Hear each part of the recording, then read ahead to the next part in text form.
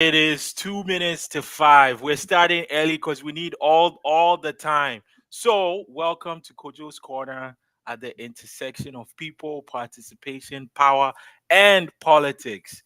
Today we have the People's MPP, Member of Provincial Parliament, Hamilton Centre, Sarah Jama, joining us to talk about her strategic plan for Hamilton Center. And again, some of the things she'll be talking about not only is focused on Hamilton, but also provincially. So, MPP Jama, thank you very much for joining us on Kojo's Corner. So, before we start, a lot has happened. And so can you give us an update, because I think right now you are an independent MPP representing Hamilton Center. So can you talk to us about what that means for all the Hamilton Center residents and folks that are concerned and are interested in supporting you and carrying forward some of the values that you presented before you became MPP? For sure. Thank you for having me on here, Kojo. It's funny, we've done so many events together, but I've never been on like a podcast with you, hosted by you. That's pretty dope. First time for everything. Also, this is a rare occurrence. I never do live things because I'm afraid sometimes of what I'll say by accident with my friends. So you're welcome for that. My name is Sarah Jama. I am the independent MPP representing Hamilton Center, which is for those who are local but don't exactly know where. That's wards one to a part of four, like a little sliver of four. We This is the poorest riding in all of Ontario. It's a working class city. Very, very proud to be the representative here. I was elected almost a year ago now. Can you believe it? March 17th of 2023, I was elected to represent this riding. And I now sit as an independent member, partially because of the call that I put out for a ceasefire at a time when nobody thought it was a cool thing to call for in October. So I'm here now. I'm an independent. I'm really excited to still be representing the riding. Kojo, a lot of the questions I get about what it means to be an independent, who's also censured by the Ford government at this time, is what does that mean and how can you continue to do your role? So I was hoping I can answer those questions from the jump. Basically, I can still vote for things that are beneficial to the riding. So I plan to be present and vote. I've already been back at Queen's Park, happily representing the riding. I can't debate, but I can speak at committee and debate in committee and participate in committee that way. And I can vote on issues that come before the House at any time. Um, it basically just means I can't debate or move a motion, but I can still table and write motions and have them on the order paper. So how I've been approaching this role, because I'm not going to apologize for calling for a ceasefire, is I'm fighting in the courts to get the censure lifted through judicial review. So that's before the courts. And in the meantime, I'm working with different organizations to craft and table motions that are important to them, that represent the riding. I'll still vote on key issues that come up, and I'll still be very present in committee, because committee is where the bulk of legislative work actually occurs. That's where we go through a bill line by line and decide what should go in it.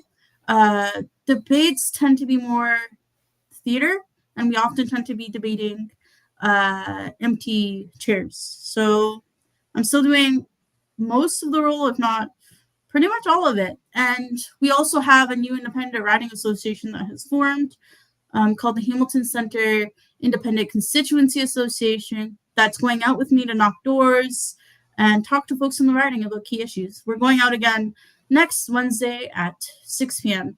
So if you're interested in that kind of stuff, shoot me a DM after this podcast and I'll definitely follow up. But that's kind of the scope of my role and what's been going on since I got elected.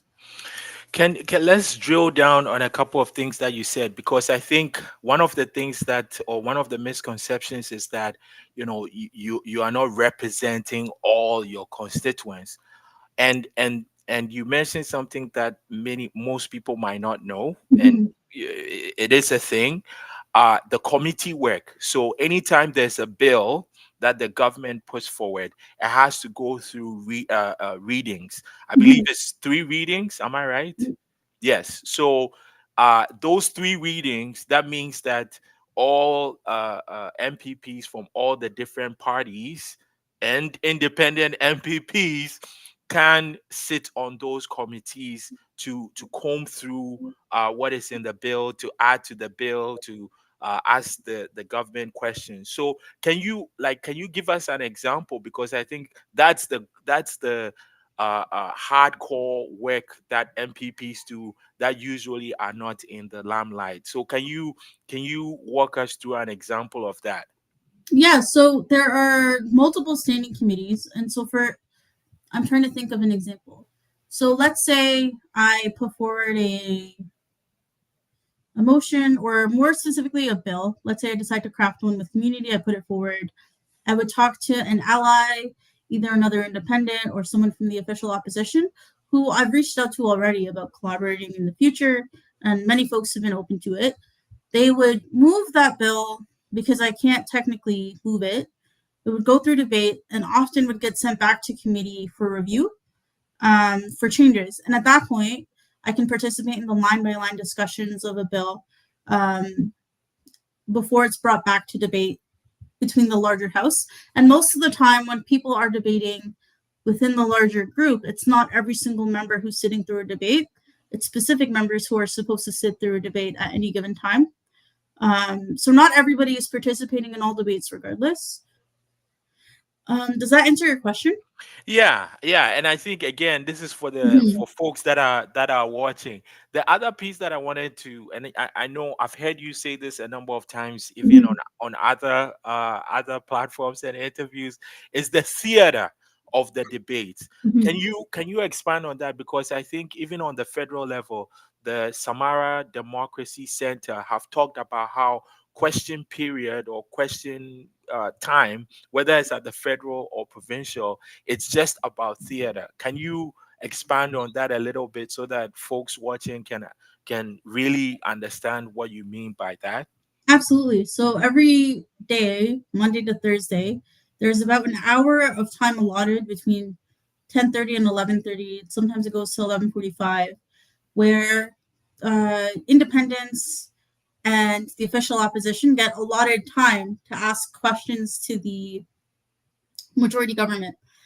The government also gets time to ask questions to itself as well within that time frame. And it's usually you get 50 seconds to ask a question, and then there's a 50-second response about important government issues or bills that are coming up, or just key issues for that week. Um, Most of the time, everything is pre-scripted, in terms of the question that's asked, because you want to make sure it's asked within the 50 seconds. And when I say theater, I just mean that most of the time the response you get is also quite scripted and never an answer to the question that you're asking. And it's similar in debates too, where you have, let's say you're put up for an hour of debate, you have an hour to fill. If you look at the actual Hansard, the document of what's discussed in the debates, most people struggle to fill an hour with meaningful content. So you have people going off script to just tell stories about their writing. And these moments are used to grab clips and videos of participation at Queen's Park. So I posted questions that I've asked as well. But you very rarely see people post like the answers that you get, because it's filibuster or it's not anything meaningful in response to the question itself. You can also submit written questions, which I'm still able to do to the government to get a response. But most of the time, the work that happens in these spaces are not during those 50-second clips. It's everything before and after. It's in interpersonal meetings or it's in the committee work. But that 50-second question and that video clip that you get is not going to make or break policy decision making in that moment. And so Mhm, that's why I say it's theater, because you often see grandiose responses from the government, or them applauding, clapping for themselves, or like applauding themselves or patting themselves on the back, mhm, for the work that they're doing while evading questions. And mhm, it's to show that they are in meaningful dialogue with the rest of the house. But I say it's theater because a lot of the time people are heckling each other, people are laughing really loudly, um, and it's just for show most of the time. And so I don't consider missing being able to speak at that moment, being able to not do the job.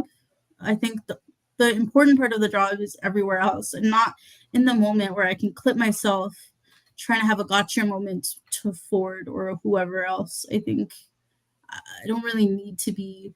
I think my platform can be used in other ways to discuss key issues with people in Ontario or in the riding. I could just spend that time knocking doors rather than trying to get that 30-second clip of Mhm. everybody clapping like a seal. And it's very interesting because the fact that you mentioned that sometimes these are scripted. I think this week Oh, what they're was always scripted. I think it was this week where there was a question around Bill 124 in terms of like the being unconstitutional, and the response was again a non-response. So I think people need to start tuning in to how it everything is scripted. And I would also say that the media also amps those clips up, so you have to dig deeper to really see what's going on. Well, So the media has like specific seats in the gallery, so part of their job, the offices in Queens Park, is to clip that. Because mhm, back in the day, like that form of media, especially written paper, was much more important than it is now, I would say. mhm, And yeah, the whole thing is scripted. Nobody ever expects a real response. And I also wanted to add that Doug Ford himself is often not in his seat. I mhm. used to before I switched my seat because now I sit on the other side of the room. Sit very close in eyesight with Doug Ford, and he very rarely was even in question period. So you'll have people asking questions to the premier, and I've done that too, pretending to talk to Ford, but he's not actually there. Mhm. Yeah, I mean, not many people get an insight into what happens at Queens Park, because obviously, if you live in Hamilton, you got to work, you got to do all the other things you have to do. Nobody is paying 24-hour attention to what happens in the legislature. So, thank you for at least giving us that insight to what happens in the legislature.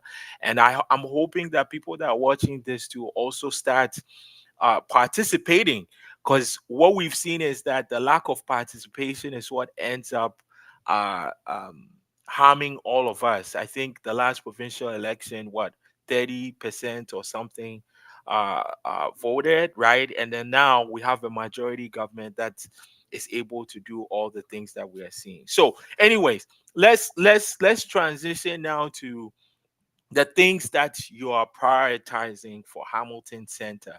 And I would also add, and if I'm wrong, please clarify that this is also things that will benefit Ontario residents. So Mhm.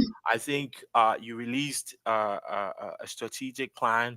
You talked about housing, healthcare, social assistance, and the environment. So can you flesh more of that out so that people know what you mean by these are the priorities for you? Absolutely. I think when I got elected, it was with the understanding that I really wanted to be someone who was genuinely representing the riding. Um, my predecessor being leader of the NDP at that time, because she was leader of the NDP, I think it was a lot harder to be super hyper local because she had to be across the province. And so I really wanted to be someone that people felt was representing them and accessible. So, firstly, I want to say that my office, since I opened a year ago, has heavily prioritized casework over the rest of like the camera stuff and the retail politician stuff. Casework is where most of my staff is allocated. I have one executive assistant that helps me with the other stuff. The rest of my three staff are committed to casework. I'm operating this way because Hamilton Centre is the poorest riding in all of Ontario. I had that confirmed by the legislative researchers not too long ago. So since we opened March 7th, we opened a couple months after Election Day. So in the summer, we've helped about over 4,000 people with their basic concerns, whether it's navigating casework, navigating. Access to IDs has been a huge ask for support from our office. We take walk-ins. We're dealing with phone calls. Oftentimes, our office is the last place people can think to go um, for any sort of system navigation issue if they're having trouble or falling through the cracks, because they're like, my government official will be able to help. And so it's kind of like we're ad hoc social workers trying to build and maintain relationships with different agencies and people in the community to support. We get a lot of calls from folks who are about to be evicted, issues like that too. So my office has predominantly been prioritizing casework. Outside of that, we spent the last 3 months talking to residents and really trying to get a feel for what the priorities should be of an independent office that's now, not tied to a party with a platform. And so I wanted to just turn that back around and be very local. So we've been knocking doors to ask that question. What do you think the priorities should be? But we also took an assessment of like conversations we've had or the kinds of casework we're getting. And we landed on key issues around social assistance reform, healthcare, housing, and environmental issues. Hamilton Center has some of the worst air quality issues, for example. So I'm going to be working with counselors Alex Wilson, who has a track record of being very great on environmental issues, Counselor Cameron Croach, who's in my ward, and also Tammy Wang, to really take on air quality issues in this riding and draft a motion to tackle air quality issues in our community. I'll also be working with Hamilton 350 and Environment Hamilton, two very active local environmental groups that have already agreed to collaborate.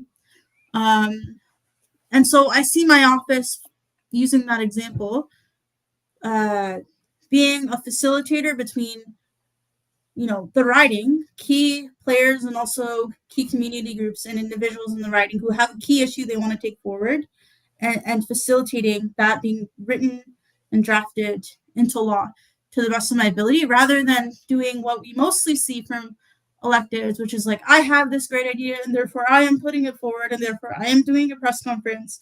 Like, how do we actually platform and give voice to everyday people, everyday groups who've been doing this work for ages to put their ideas forward? And I think that's kind of how I drafted my strategic priorities outside of a platform that's like partisan. And it's not to say that there won't be key issues that will come up outside of the strategic plan.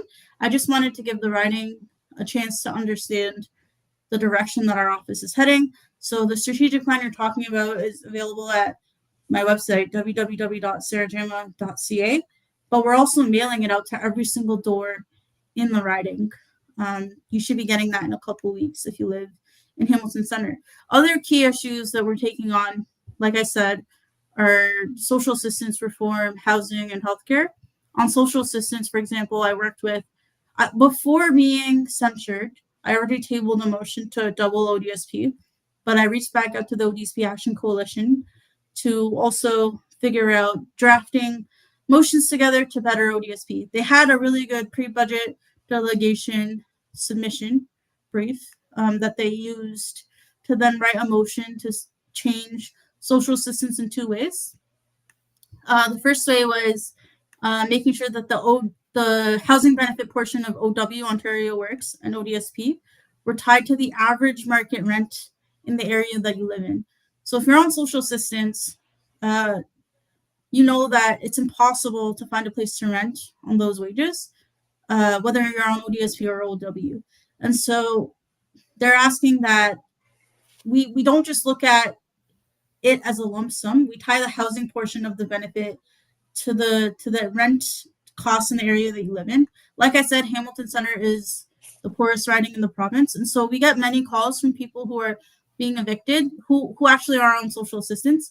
A good majority of people who are on OW are also waiting to get on ODSP. So they're people with disabilities who can't work at all. And I think everybody has value, whether or not you're able to fit this country's standard of being productive and what that means under a capitalistic framework. And so, people need to be able to afford somewhere to live. Housing shouldn't even be commodified in the first place. And that's sort of a stopgap measure that was drafted by ODSP Action Coalition.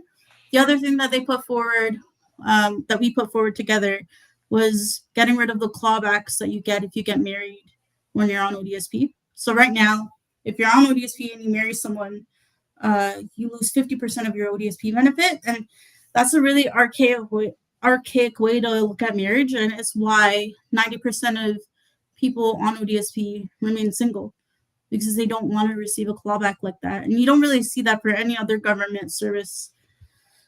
It's a bit random, and it falls into this infantilizing idea that the person you marry is supposed to be the person to quote unquote take care of all your needs. Untrue.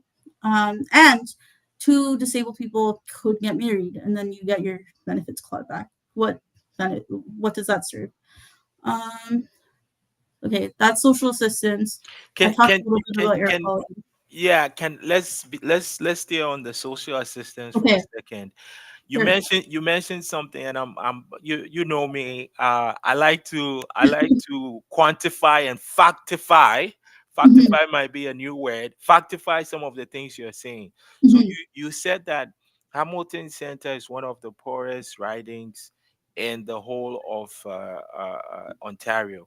So It's the mean poorest. yes, meaning the average income is I think 60,000, and then for the average for the whole province is 90. So Mm-hmm, we're looking at a 30,000 difference, right? So when you talk about a riding that's the poorest, rental evictions that are happening in high rates, and if you follow the news in Hamilton, landlords going on lavish yachts and whatnot and shutting people's water down. And if we look at what's happening at Gore Park, St. Patrick's Church, where mm-hmm. we're seeing long lines, and again, most of the folks we see have are people with disabilities. Like I understand why this is very important, but where is the connection between the province and what's happening municipally? Mm-hmm. Because at some point those two things need to start working together to ensure that people are not houseless, and people are not losing their partners in RVs on Barton Street and facing notices of trespassing. Like, Yeah. you know? Mm-hmm. Like I think on the housing front, one of the things I want to take on with Acorn Hamilton is the landlord tenant board.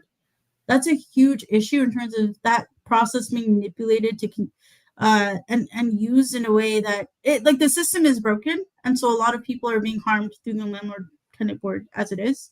I'll be attending a landlord tenant board hearing in March with folks who live not too far from my office to see for myself what it's like, and then I'll be working with them through Acorn Hamilton to be writing legislation that they think is important that can influence that process. But we also need rent control. uh, I think when you talk about where is the government in this crisis, they clearly continue to prioritize everything except for the cost of living crisis, uh, and things that are important. Whether it's like deals with staples or taking over the green belt, they seem to be really focused on deals that impact their friends and developers and people that they know, but they don't really seem to be able to empathize with some of the hardest working people in this province who tend to be let down over and over again. So many people have two or three jobs, can't afford groceries, can't afford their rent. It's not just like, yeah, people are being evicted, but I also want to be very clear that it's everyday people being evicted. I think there's a story that gets told in terms of who fits the plot in terms of who is harmed, right? Who is struggling with the cost of living. It's it is the most vulnerable in our community, and it's also everybody. Nobody can get by right now, and it's partly because the government is unable to empathize with everyday people in this province. They I don't know how else to say other than, yeah, they just seem to lack empathy. I've been at Queen's Park so many times where people are telling heartbreaking stories. I've heard like the official opposition get up, the Liberals get up, the Green Party get up, tell heartbreaking stories from constituents in their riding, struggling to get by, and it's met with laughter, and it's met with issues that the government has with the so-called carbon tax. Like, it's not real, genuine conversation about people's hardship. And we get so many calls now from people who are like, I'm on the wait list for medical assistance and dying, not because I'm terminally ill, but because I just can't afford to live. I have Mhm. nowhere to go. I have no other options left. Like, we've literally had to go and deliver food packages before, which I don't even know if I'm really allowed to do that. But like, we've had to, like, people will call in crisis and we're like, okay, we'll drop what we're doing and try to solve it in the moment. And it's just like, we don't have a government right now that seems to care about everyday people. They're so much in their own bubble, surrounded by people with their own lived experiences, that they can't imagine or don't care to imagine what it's like for everyone else in this province. Mhm.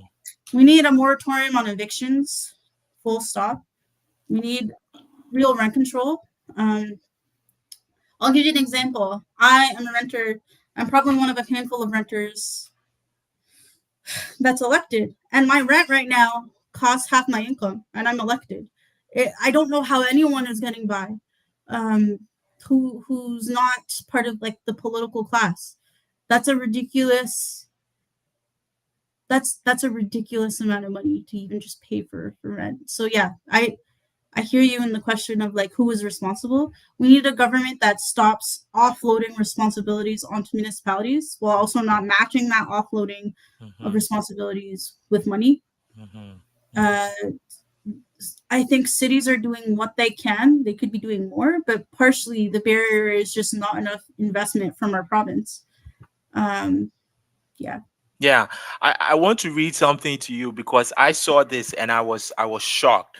So and this is from it says Premier Doug Ford is asked by John Oakley on AM 640 to define attainable housing, and the response is it's basically quotes it's basically you are going to be able to own a home that's going to be more attainable. Ford says it's attainable. It's going to be a lower cost than regular priced homes. What? I- Yeah, this man is lost in the sauce. No, like, that's what I mean, though. They can't. He could afford it. It's affordable to him and all of his friends, but the rest of us no. Like, so I think he either doesn't care or he's completely dense. Truthfully, at this, like, we need real investments into public housing. We need co-ops. And truthfully, if I'm being real honest, I think housing should be free. I said that before I got elected, and I'm saying that now. Like, I don't think the things that we need to live, like housing, food, uh, yeah, things that we water. I don't think these things should be commodified. And people say that in a very theoretical sense, but we're seeing the failures of a capitalist system that continues to take advantage of people's real need for places to live. So until such a time that we can fix that problem, at this point, like, I think housing should be free. I do, but in terms of like real legitimate things that I can do about it, rent control seems to make the most sense for right now, and real investments into public housing. But I don't think an environment where people have to pay an arm and a leg or go sell their organs in a different country to try to put a down payment on a house makes sense. And we have a premier that says that it's attainable. It's just not. So my response to Doug Ford is actually maybe let's consider how just housing people. There are so many empty buildings that are being unused and places that people could go to level it out. I think, yeah, I honestly think housing should be free. Yeah, I mean, I read that and I was like, the part that even gets me is it's attainable. It's going to be lower cost than regular priced homes. What's a regular priced home? And you talked about this idea that sometimes when they are talking, they are thinking home ownership, and they forget. And it was in your briefing or in your material. 60% of folks in Hamilton Center Or are renters. renters, right? Mhm. So even the math is not mathing, if I can say if I No, it can say doesn't. that. So it's very troubling when we are in a housing crisis. People don't have houses. uh there's complaints about encampments. We see people again, people, seniors that are really struggling. One missed payment, and that's it. That could take them onto a path that is unattainable. So housing, obviously, that's connected to social assistance. Let's transition into another important, huge crisis, that's healthcare. Where are you on that? what, Mhm. what can we expect? I got in touch with the Hamilton Family Health Team not too long ago to hear from what their priorities were.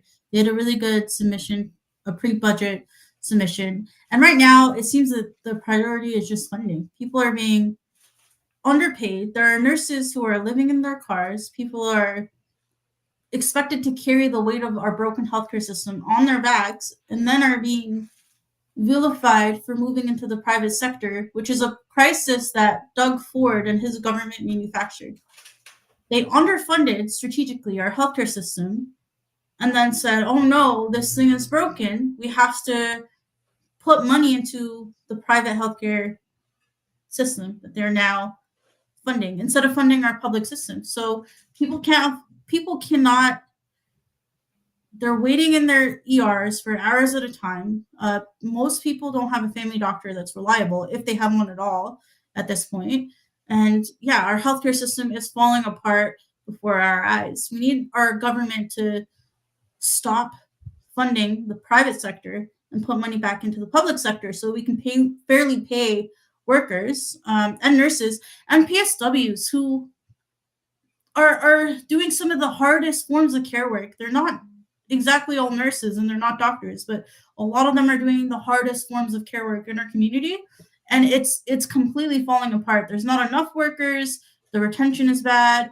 Uh, I would even say the training is not where it should be at times because the system is falling apart on top of itself. We get so many calls in our office specifically about the lack of an ability to retain PSW workers who are reliable. And it's because Doug Ford has created an environment where these jobs are often unsafe, they don't pay well, and it's much easier to move into a private system with better hours and more pay for a lot of people. Um, so I see my role as continuing to advocate for a public healthcare system and really helping to draft legislation that prioritizes care work in the framing of understanding that we will all need care work one day. I don't care if you're disabled now. If you're not, you will be one day. We need to create environments where people can age in their communities, where we're not discarding people or treating them poorly or allowing them to be treated poorly just because they're seen as less valuable because they can no longer work when they do age into disability or if they're born with a disability. We live in a system that just doesn't prioritize different bodies and different ways of functioning. And we're seeing that in the ways our healthcare system is being allowed to fall in on itself. So, yeah, I see my role as being able to push for more funding for healthcare and seeing what we can do about getting specific Hamilton Center funding as well over the course of my term in the places that matter the most. Hmm. Yeah, again, I maybe this is just an understatement, but I just can't fathom. We just went through, probably, and still are going through a pandemic, and it really unearthed all the things that we weren't doing properly. And I would argue that it said we need to start prioritizing healthcare and public health. But we it looks like we didn't even learn from that. You would think that we would enhance our public, our healthcare system, support nurses, support doctors, support all the other care workers, right? We said nurses were the heroes, they were the ones working, and now there isn't support. I would also even argue, even with public health. I think here in Hamilton, we saw that a number of programs were cut. Uh, Sexual health programs cut. other health, public health programs that are important to residents that live in the lowest riding, and that's also adding to the pressures that we are seeing in the healthcare system. Let's move to environment because Mhm. uh, healthcare, public health, social determinants of health, all connected to environment. So, what are some of the specific things that you are looking to? I know you mentioned working with Environment Hamilton, Hamilton 350, Counselor Alex Wilson from Dandas, and Councillor Tammy Wang from Ward 4. What are some of the specific things that you are looking to accomplish? I'm gonna really focus, I think, this term on air quality in Hamilton Center. Uh, Hamilton Center has some of the worst air quality issues in the whole city. And more recently, I've been talking about noise control with Tammy Wang as well. We have a lot of industry in Hamilton Center, which is great, but also it brings with it the issue of air quality and people's ability to breathe. As we know from the Code Red reports, both versions, people's health are directly impacted. You can see the correlation between air quality and life expectancy, right? There are parts of our city, parts of which are in Hamilton Center, where your life expectancy is much lower than other parts of Hamilton. And so I think for this term, I'm going to be focused quite heavily on trying to address air quality in the ways that I can by working with Hamilton 350, Environment Hamilton, and some of the councillors that I mentioned to draft legislation on these issues as it pertains to this riding.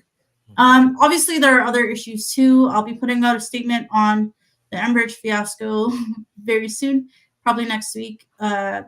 And this strategic plan, even though I'm listing priorities, it doesn't mean I'm not going to focus on other issues as well. I have been very vocal in terms of the need for to protect our greenbelt spaces, and I'll continue to do that. I put up a statement a couple days ago with community organizations around Ford's Get It Done Act, um, and I'll continue to be responsive around climate justice issues that impact our community. But I think my priority, based on what I've talked about in our writing for the next bit, will be air quality. Okay. Yeah, and you talked about code red.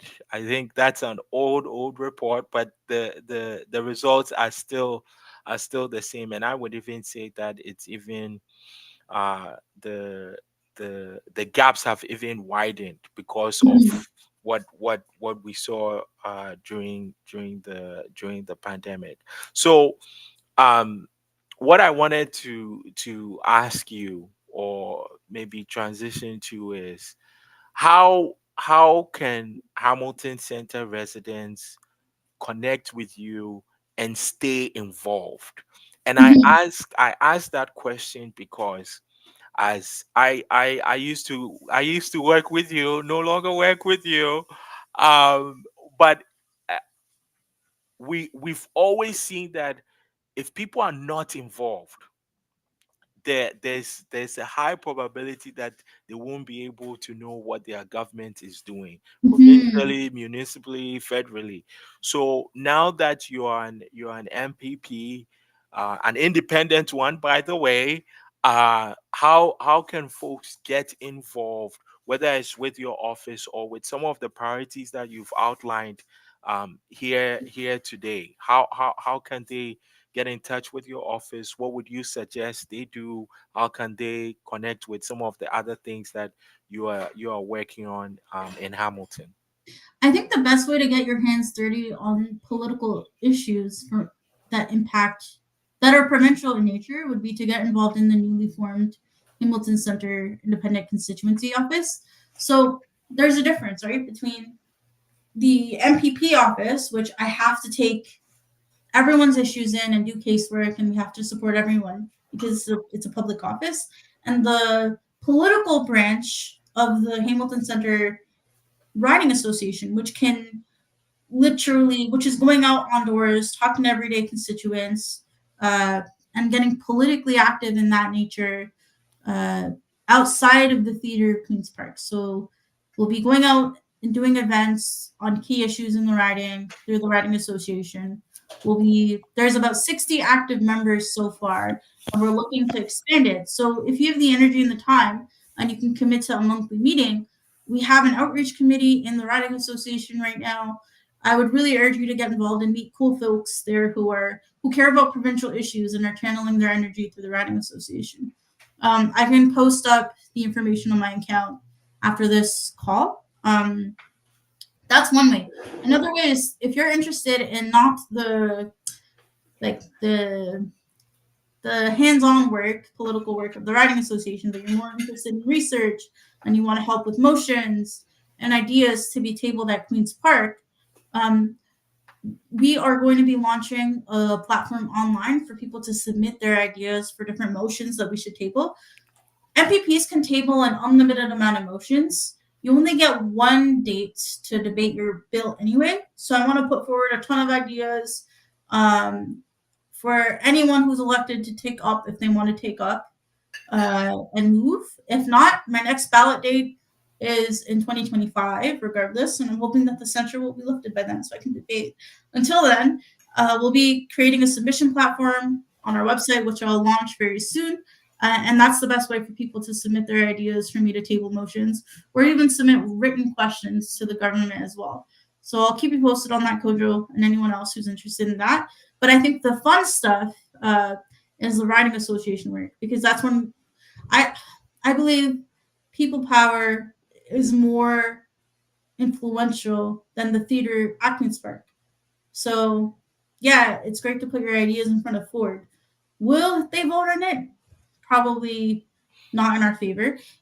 Doug Ford and his folks only tend to listen to ideas that are put forward by themselves, right? And we're in a majority government.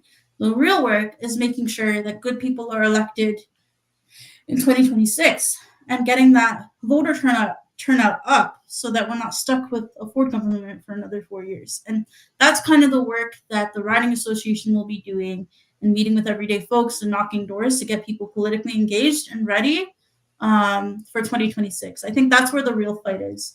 The other stuff, drafting motions and putting it in front of Ford so he can say no, it's all right, but it's not. I don't think it's the bulk of where the work should happen. But those are the two avenues for folks to participate at this time through my office. Mm-hmm. Yeah. Just speaking on that, we had a question. I'll put it here so that you can see it. I mean, you've probably talked about it, but I just wanted, we're people show. So when somebody asks a question, we gotta make sure.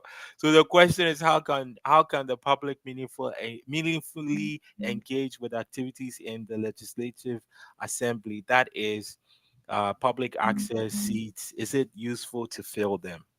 Yeah, I promised Layla a tour like months ago, and I didn't follow up. Well, So that's why the question is there. Oh, we lost MPP. It must be the internet. We will wait. We'll wait for MPP to log back in. Well, uh I hope those of you watching, this has been an exciting and informative show to see what MPP Jama is working on in terms of the priorities that. Oh, there we go. There we go. We see MPP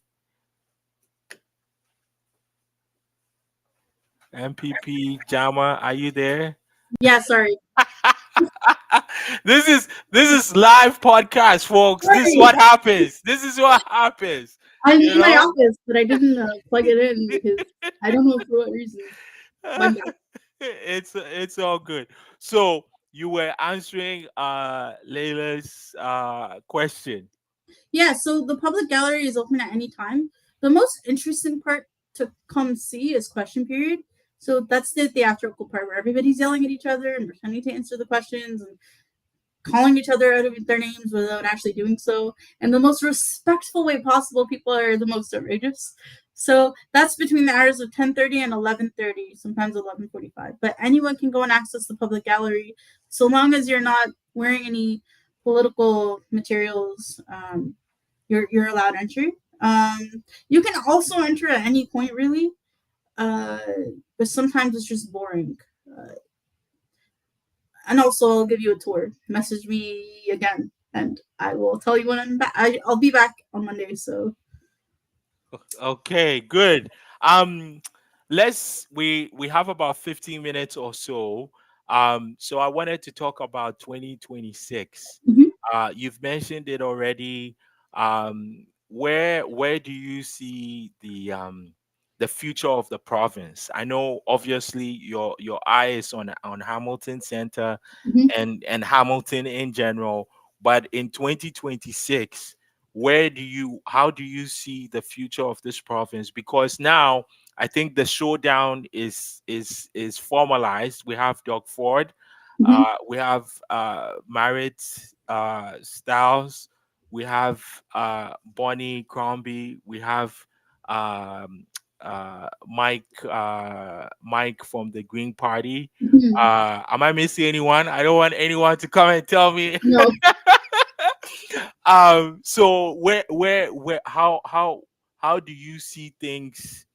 How do you where do you see the future of this province? I Where honestly am very worried about another Doug Ford majority. Um, a majority conservative government just means that no matter how much we debate, no matter how much we put forward good ideas, they have 80 seats. They're able to pass whatever they want into law at any given time. And you saw that also with my censure, which every party voted down except for the conservatives, and it passed.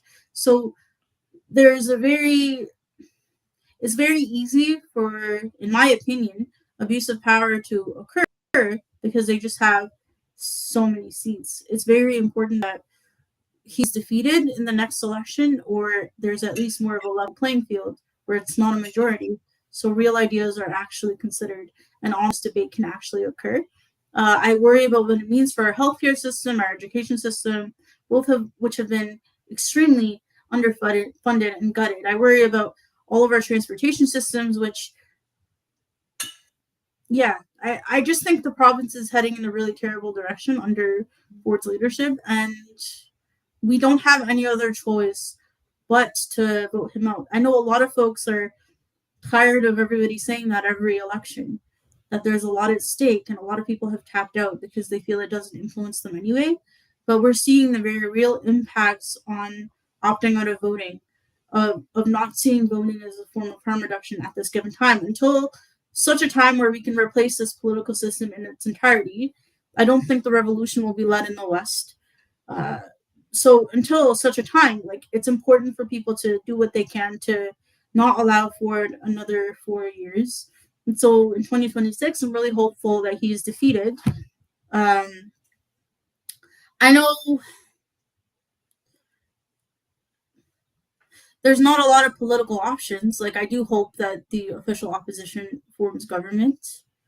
Uh, I know many people would be surprised to hear me say that, given the protections and I've been. you just you are gonna break the Ontario internet He's sphere like, oh my by god. saying that. Well, I don't think it's a surprise. Like, it's not like, yeah, I hope the NDP forms government because there's a lot to lose. And I know things have been rocky. With, I sound like I just got over a bad breakup. Listen, Doug Ford is his policies are monstrous, and it would be completely selfish for me to be like everybody should not vote at all and like pretend that I'm like gonna lead some sort of, I don't know. I Listen, I'm not the one to pick up arms and say like overthrow the entire thing because I am in a wheelchair. I will lose. So until such a time someone else is able to maybe sort of head down that road, I'm not the guy for that one. I'm just looking at the impacts of people who call my office every day in deep crisis, and remembering when I too was on ODSP not too long ago. Things are so dire. There was a time where food banks were just used by the most vulnerable in our communities. There are Mhm, everyday people using food banks. There are hospices relying on food banks in Ontario. mhm, mhm. Yeah. It's a bleak time, and so it would be selfish of me to not say that I hope there's a change in the next election. I hope the NDP wins and everybody, like, I'm probably gonna get so many angry tweets, but listen, guys, you're being selfish. You could be mad. I also believe in a free Palestine, but also I don't want more people to die. A lot of what I say has to do with not wanting more people to die. That's the case here too. Yeah. So I hope the NDP forms government. Hmm. And can you just explain shortly, because I think this is like a complicated discussion. When you say voting as harm reduction, what do you mean? Our political systems have not been built to save us. I never ran for office thinking I was going to save everybody, or that even anything to do with political systems were going to save everyone. Hmm. I think until such a time where there are alternatives, where we can organize ourselves to have general strikes, where we build enough people power to propose alternatives. Like, people keep tweeting at me and being like, "A new party, bro." Like, where? Like, who? Like like, you want to do it, like, talk about it in a serious way. But until such time, I do see, like, voting as, like, harm reduction, and participation as harm reduction. Hmm. And it's some of the most privileged folks at times who are like, "I'm never gonna vote," and it's just like, that's how we got here. People didn't vote because they were sick of this mess. Doug Ford campaigned on a platform that said "buck a beer." Y'all, I know a lot of y'all who are mad right now don't even drink. So it's like, we did this. We did this. So what I'm trying to say is, like, yeah, harm reduction. The government's never going to save us, no matter who is in power. I think a lot of harm will probably be caused because we're operating in colonial systems Hmm. uh, that often prioritize the political class regardless, right? I know that. We know that.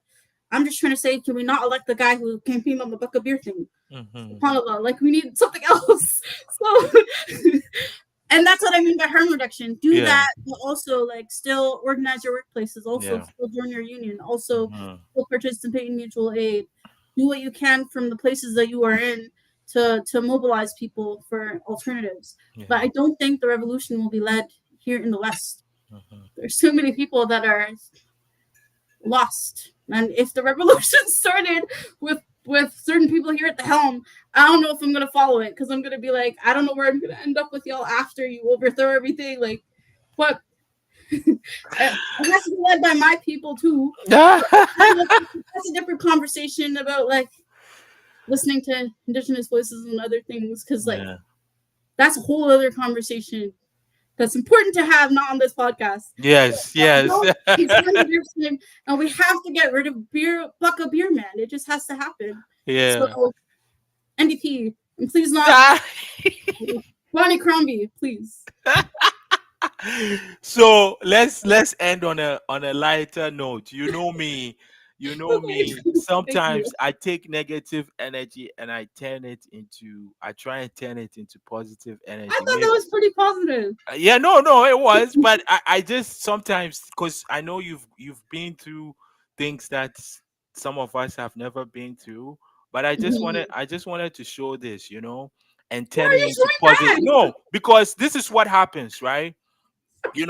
We're doing a podcast that is about Hamilton Center residents, and somebody just says, I'd rather get my teeth drilled than listen to her. And I'm like, cool. Nobody's telling you, nobody's forcing you to watch, nobody's saying you have to watch. But then these are some of the folks that are out there that are obstructing good work from happening. So my way of turning this negative energy is to say happy Black History Month, and know that MPP Jama, you are doing some work that is very, very important. There are lots of you are adding to the tradition of Black history here in Hamilton.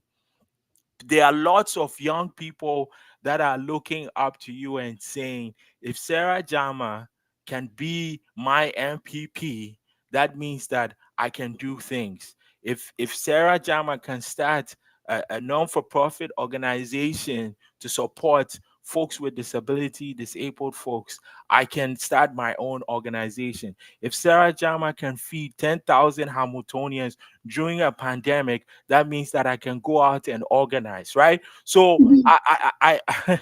the person that's saying, go do your thing, drill your teeth if you want to. But when we talk about Black history, this is what we are talking about.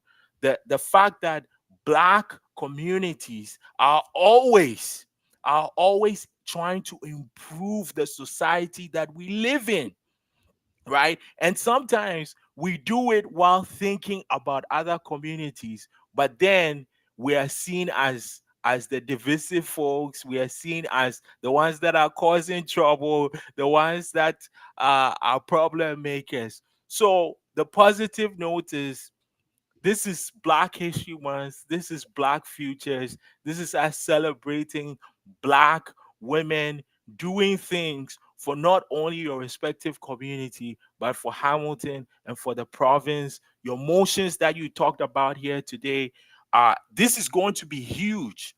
And we are seeing that people are supportive. Mhm. We're seeing that people are saying, yes, it makes sense that rates should be tied into the rent market price in people's communities and cities.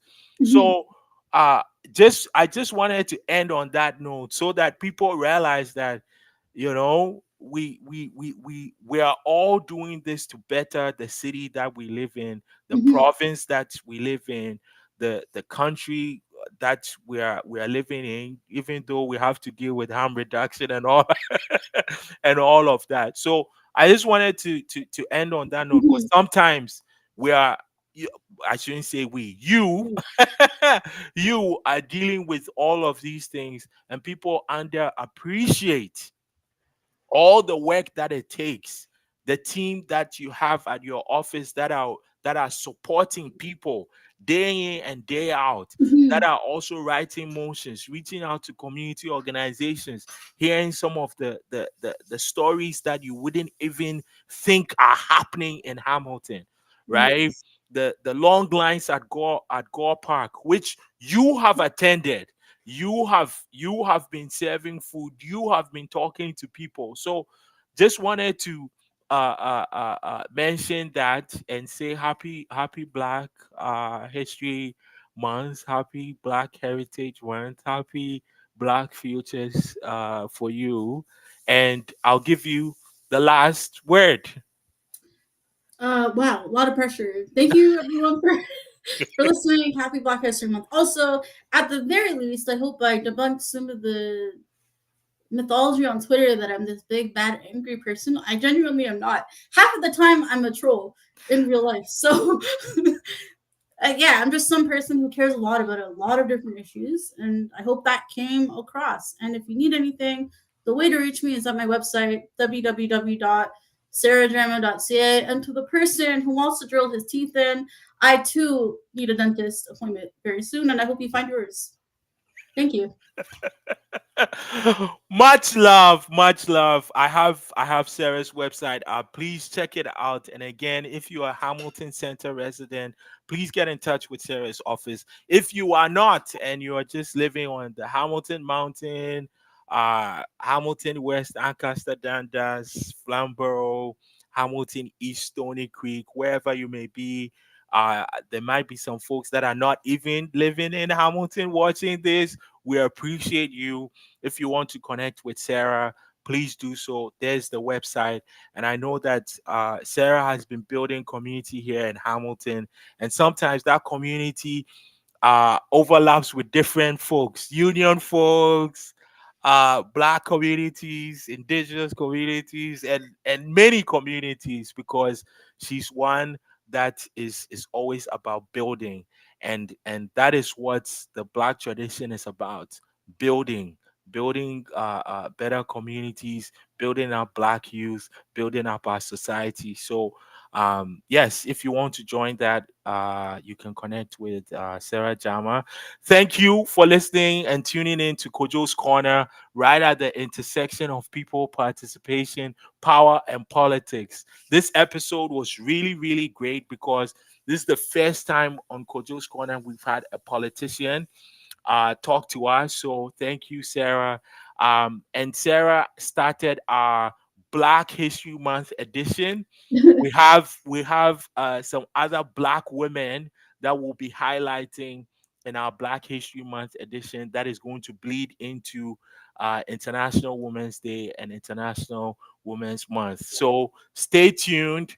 Next week, Friday, we are back. Just follow our Instagram to know who will be talking with next week Friday and then the following Friday. You can find us on Instagram, Kojo's Corner, X or Twitter, whatever it's called, Kojo's Corner, YouTube, Kojo's Corner. Subscribe. Thank you very much, and thank you MPP Jama for spending an hour with us.